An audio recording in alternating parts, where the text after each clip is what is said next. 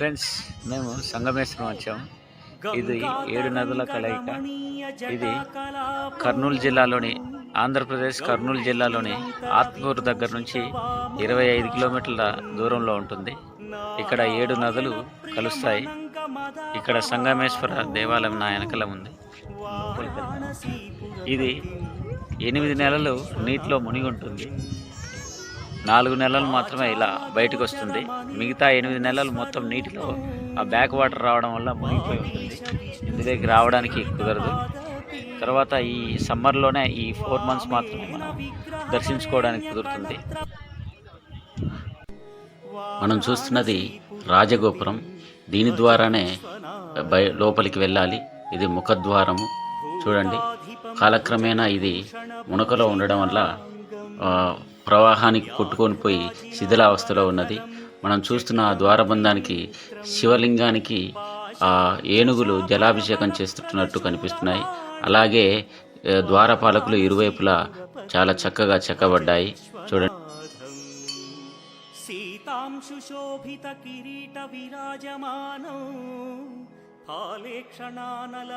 మనం చూస్తున్నది పంచముఖ ఆంజనేయ స్వామి. చూడండి, పంచముఖ ఆంజనేయ స్వామి గర్భాలయానికి ముందు వైపుగా ఇది ప్రతిష్ఠించబడింది. దశభుజనిగా మనకు దర్శనమిస్తున్నారు. పంచముఖాలతో దశభుజాలతో మనకు ఆంజనేయ స్వామి మనకు దర్శనమిస్తున్నారు.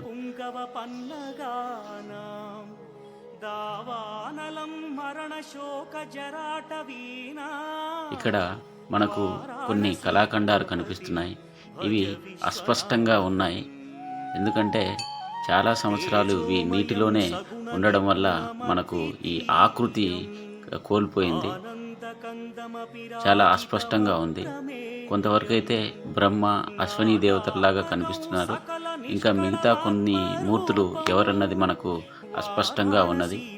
దాని కింద కొన్ని వారి వాహనాలైన ఉండవచ్చు, ఆ దేవతల యొక్క వాహనాలు అయి ఉండవచ్చు.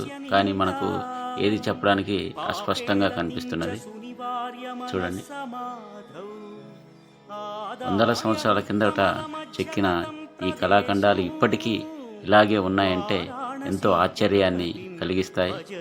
అది కాకుండా నీటిలో మునిగి ఎన్నో సంవత్సరాలు ఉండడం వల్ల ఇవి కొంత ఆకృతి కోల్పోయినా ఇంకా మనకు కనుల విందు చేస్తున్నాయి. వెనక వైపున శ్రీరామచంద్రుడు అలాగే సీతమ్మ వారు ఉన్నారు. శ్రీరాములు కోదండంతో అభయహస్తంతో ఉన్నారు. చూడండి, ఎంతటి నిలువెత్తు విగ్రహము. అజానుభవుడై ఉన్నాడు ఆంజనేయ స్వామి.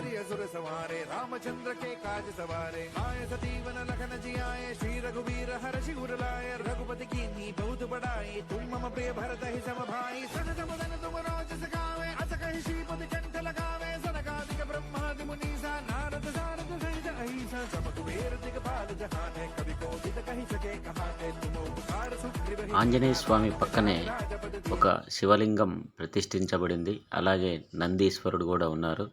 ఇది పానమఠంతో కూడిన శివలింగం. పక్కనే భక్తుడు సమర్పించిన చిన్న లింగాలు ఉన్నాయి. అలాగే ఇక్కడ ఒక భక్తుడు తపస్సు చేసినట్టుగా ఉంది. అది ఎవరన్నది మనకు తెలియదు. ఇప్పుడు మనము గర్భాలయంలోకి ప్రవేశించాము. చూడండి, ఆ ముందు మీకు కనిపిస్తున్నది నమూనా ఆలయం. ఈ నమూనా ఈ దేవాలయం స్ట్రక్చర్ ఎట్లా ఉంటుంది, ఏ విధంగా శిల్పాలు ఉంటాయి, ఏ విధంగా స్తంభాలు ఉంటాయి అన్నది ఇది నమూనాగా అక్కడ చిత్రీకరించారు. గర్భాలయం ముందు వినాయకుడిని ప్రతిష్ఠించారు. ఇప్పుడు మేము లోపలికి వెళ్ళాము. సంగమేశ్వరుణ్ణి దర్శించుకున్నాము.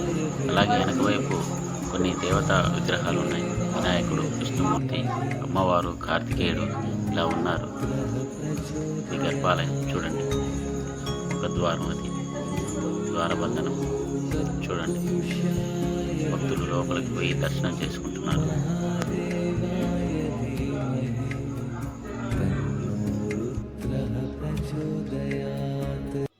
గర్భాలయానికి ఇరువైపులా అటువైపు వినాయకుడిని, ఇటువైపు కుమారస్వామిని ప్రతిష్ఠించారు. రెండు వైపులా ఇరువురిని ప్రతిష్ఠించారు. ఇది అత్యంత పురాతనమైన దేవాలయం. దీన్ని చాళుక్యులు నిర్మించారు. చాళుక్యులు ఈ దేవాలయాన్ని 6 నుండి 9 శతాబ్దాల మధ్య నిర్మించారు. దక్షిణాపథంలో శాతవాహనుల తర్వాత వర్ధిల్లిన మొట్టమొదటి రాజ్యం బాదామి చాళుక్యులది. ఈ వంశంలో నుండే అనేక చాళుక్య రాజ్యాలు ఏర్పడ్డాయి. వాటిలో కర్ణాటకలోని కళ్యాణి, ఆంధ్రప్రదేశ్లోని వెంగి, వేములవాడ, ఎలమంచలి, మదిగొండ రాజ్యాలు ఏర్పడ్డాయి. వీరి కాలంలో బౌద్ధ, జైన ధర్మాలు వ్యాప్తిలో ఉన్నాయి. చాళుక్యులు మాత్రం వైదిక ధర్మాన్ని అవలంబించారు. చాళుక్యుల రాజధాని మొదట కర్ణాటకలోని ఐహోల్లో ఉండేది. తరువాత బాదామిని రాజధానిగా చేసుకొని పరిపాలన సాగించారు. ప్రస్తుతం బాదామి కర్ణాటకలోని చాగల్కోట జిల్లాలో ఉన్నది. చాళుక్యులు రాజ్య విస్తరణలో భాగంగా ప్రస్తుతం కర్ణాటకలోని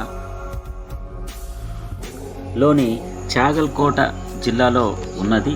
చాళుక్యులు రాజ్య విస్తరణలో భాగంగా ప్రస్తుతం కర్నూలు, మహబూబ్ నగర్ తమ ఏలుబడిలోకి తీసుకున్నారు. దీన్ని ఆ రోజుల్లో మొలకసీమగా పిలిచేవారు. మలప్రభ కృష్ణానదిలో సంగమించే ప్రాంతంలో ఈ సంగమేశ్వర ఆలయాన్ని నిర్మించారు. ఆ తర్వాతి కాలంలో వీరి ఏలుబడిలోనే జోగులాంబ అలంపూర్ ఆలయాన్ని నిర్మించారు. వీరి కాలంలోనే పలోలపై విజయానికి గుర్తుగా కంచిలో కైలాసనాథ ఆలయాన్ని పోలిన ఆలయాలను చాళుక్య రాజులు పలుచోట్ల వారి రాజ్యాలలో నిర్మించారు.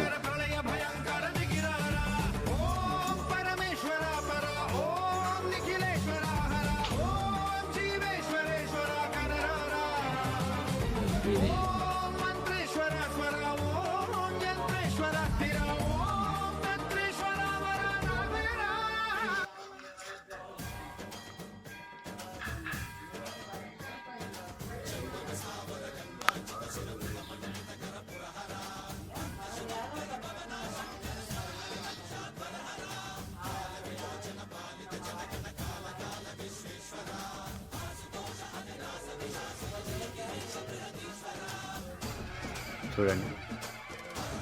అలాగే మీకు నేను ప్రధాన ఆలయం యొక్క గోపురం చూపిస్తాను. గర్భాలయం యొక్క గోపురం చూడండి. పక్కనే షణ్ముఖుడు కొలువై ఉన్నాడు. ఇక్కడ కుమారస్వామి కొలువై ఉన్నాడు.